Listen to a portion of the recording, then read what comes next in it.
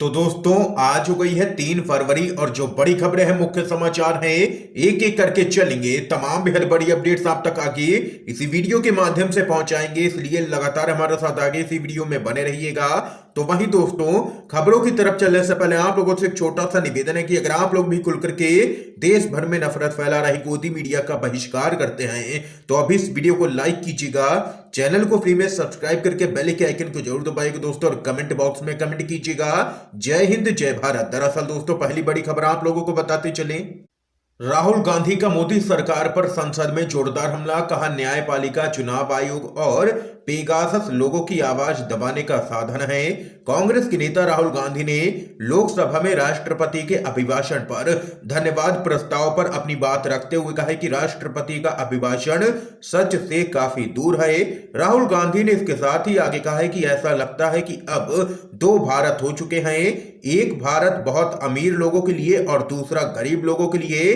अभिभाषण में बेरोजगारी और युवाओं का कोई जिक्र नहीं था। इस दौरान राहुल गांधी ने मोदी सरकार पर आम आदमी की आवाज को दबाने का भी आरोप लगाया है। इस दौरान उन्होंने न्यायपालिका और चुनाव आयोग पर भी निशाना साधा है। राहुल गांधी ने कहा है कि न्यायपालिका, चुनाव आयोग और पेगासस लोगों की आवाज को दबाने के लिए मोदी सरकार का साधन है और चुनाव आयोग और न्यायपालिका मोदी सरकार के दबाव में काम कर रहे हैं, ये यहां पर संसद में कहना है राहुल गांधी का। दोस्तों, आप लोग दोस्तों राहुल गांधी के इस बयान का समर्थन करते हैं या फिर नहीं? अपनी राय हाँ या ना में जरूर बता सकते हैं कमेंट बॉक्स में।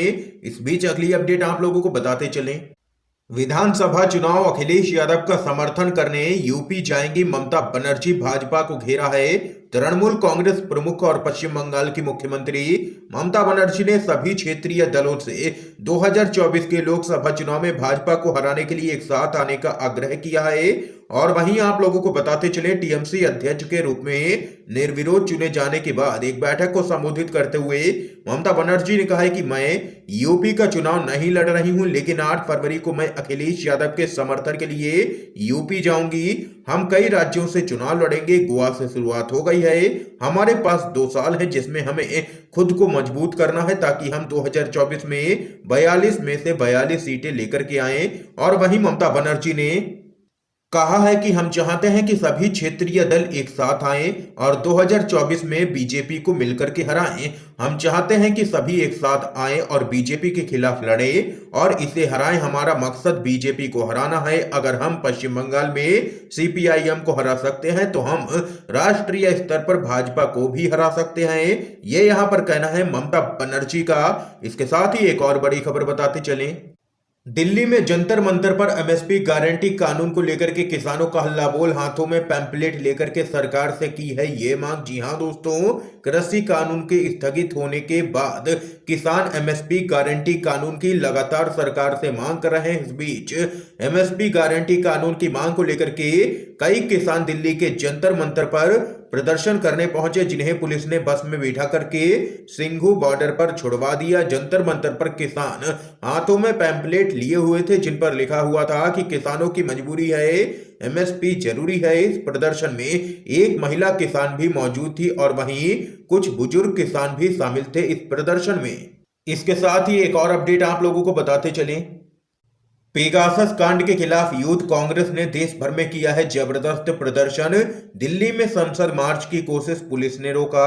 आप लोगों को बताते चले, पेगासस जासूसी कांड पर केंद्र की मोदी सरकार के खिलाफ विपक्ष का विरोध तेज होता जा रहा है। इस मुद्दे को लेकर के कांग्रेस अब संसद से सड़क तक उतरने की तैयारी कर चुकी है। इसी कड़ी में आप लोगों को बताते चले, एक बार फिर भारतीय युवा कांग्रेस ने पेगासस कांड के खिलाफ दिल्ली समेत देश के कई शहरों में सड़कों पर उतर करके जोरदार तरीके से प्रदर्शन किया है। दिल्ली में प्रदर्शन के दौरान युवा कांग्रेस के तमाम कार्यकर्ताओं ने पेगासस पर विरोध दर्ज कराने के लिए संसद की ओर कूच करने का भी प्रयास किया, लेकिन पुलिस ने यहां पर उनको रोक दिया और कई कांग्रेस के कार्यकर्ताओं को पुलिस ने इस दौरान हिरासत में भी लिया, जिनको बाद में यहां पर छोड़ भी दिया गया। और वहीं इसके बाद यूथ कांग्रेस ने कहा है कि संविधान और कानून दोनों की हत्या इस सरकार के द्वारा की जा रही है। प्रजातंत्र को पांव तले रौंदा जा रहा है। यूथ कांग्रेस ने मांग उठाई है कि जल्द से जल्द सर्वोच्च न्यायालय की निगरानी के तहत जेपीसी के द्वारा इस जासूसी कांड की जांच होनी चाहिए। और मोदी सरकार की यहां पर देख सकते हैं कि मुश्किलें बढ़ती हुई नजर आ रही हैं। इस पूरे मामले को लेकर के कांग्रेस पार्टी संसद से लेकर के सड़क तक हमलावर है। इसके साथ ही एक और अपडेट आप लोगों को बताते चलें। शामली में आरएलडी और सपा का रोड शो। अखिलेश यादव बोले, किसानों को हमारे गठबंधन पर पूरा भरोसा है। जी हां दोस्तों, समाजवादी पार्टी के मुखिया एवं यूपी के पूर्व मुख्यमंत्री अखिलेश यादव और राष्ट्रीय लोक दल के प्रमुख जयंत चौधरी ने शामली में रोड शो किया है। इस दौरान अखिलेश यादव ने कहा है कि ये गन्ने का क्षेत्र है और यहां किसान उम्मीद करता है कि जो सरकार बने वो गन्ने की कीमत बढ़ाए और समय पर भुगतान करे। इन्हें सपा और आरएलडी का गठबंधन भरोसा देता है कि इनकी सभी समस्याओं का समाधान किया जाएगा। अखिलेश यादव ने आगे कहा है कि जनता नकारात्मक राजनीति को खत्म करना चाहती है। उत्तर प्रदेश आगे बढ़े, इसलिए यह चुनाव भाजपा बनाम भाईचारे का चुनाव है। और इसके साथ ही अखिलेश यादव ने कहा है कि बीजेपी नेताओं का लगातार जनता के बीच में तिरस्कार हो रहा है और भाजपा का इस बार यहां पर जनता सुपड़ा साफ करके रहेगी, ये कहना है अखिलेश यादव का। एक और बड़ी खबर बताते चलें।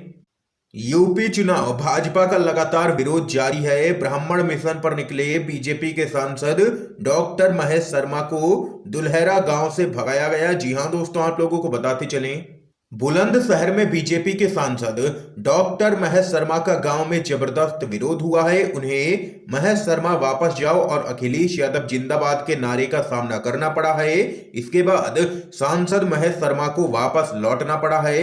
दरअसल दोस्तों, पश्चिमी उत्तर प्रदेश में बीजेपी सांसदों, मंत्रियों, विधायकों और नेताओं का विरोध लगातार यहां पर हो रहा है। इस बीच एक और बड़ी खबर दोस्तों आप लोगों को बताते चलें।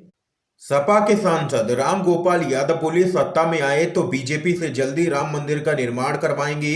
आप लोगों को बताते चले, समाजवादी पार्टी के राज्यसभा सांसद राम गोपाल यादव ने कहा है कि अगर सपा प्रदेश में सत्ता में आती है तो वे भाजपा से जल्दी समय में अयोध्या में राम मंदिर का निर्माण करा देंगे। और वहीं आप लोगों को बताते चले, राज्यसभा की कार्रवाई के दौरान सपा के सांसद राम गोपाल यादव ने अपनी पार्टी प्रमुख अखिलेश यादव पर अमित शाह के द्वारा अयोध्या राम मंदिर निर्माण को रोकने के आरोपों का बचाव करते हुए कहा है कि भाजपा के नेता इस तरह के बयान देकर के सपा पर इसलिए हमला कर रहे हैं क्योंकि वे जानते हैं कि जनता अखिलेश यादव को पसंद करती है। उन्होंने दावा किया है कि अगर उनकी पार्टी यूपी की सत्ता में वापसी करती है तो वे भाजपा सरकार से जल्दी समय में अयोध्या में भव्य राम मंदिर का निर्माण करा सकते हैं। ये यहां पर कहना है राम गोपाल यादव का। एक और बड़ी खबर बताते चलें, यूपी चुनाव का पहला चरण किसानों का चुनाव बाकी चरणों की दिशा निर्धारित करेगा। अखिलेश यादव का बड़ा बयान।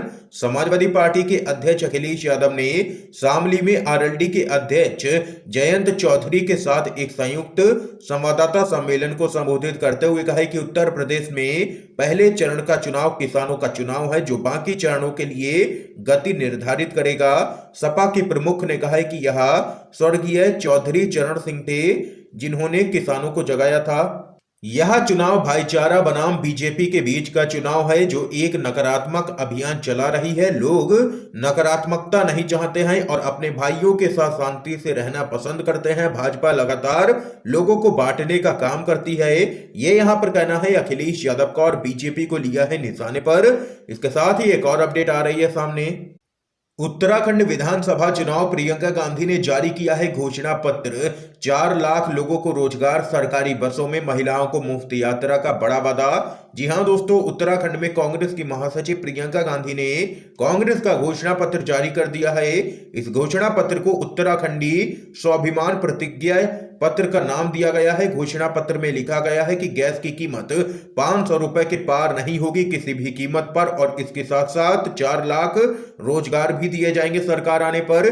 देहरादून में वर्चुअली रैली को संबोधित करते हुए प्रियंका गांधी ने कहा है कि हमने अपने घोषणा पत्र में लिखा है कि 4 लाख रोजगार दिलवाए जाएंगे। पर्यटन पुलिस एक अलग फोर्स बनेगी जिसमें और रोजगार पैदा किए जाएंगे। 40% सरकारी रोजगार में महिलाओं को प्राथमिकता दी जाएगी। इसके अलावा प्रियंका गांधी ने कहा है कि सरकारी बसों में महिलाओं को मुफ्त यात्रा मिलेगी और इतना ही नहीं, घोषणा पत्र जारी करते हुए प्रियंका गांधी ने सरकार पर निशाना साधते हुए कहा है कि इन्होंने डबल इंजन की सरकार का वादा किया, लेकिन आज स्थिति ये बना दी है कि पेट्रोल डीजल इतना महंगा है कि इनका ही इंजन ठप हो गया है।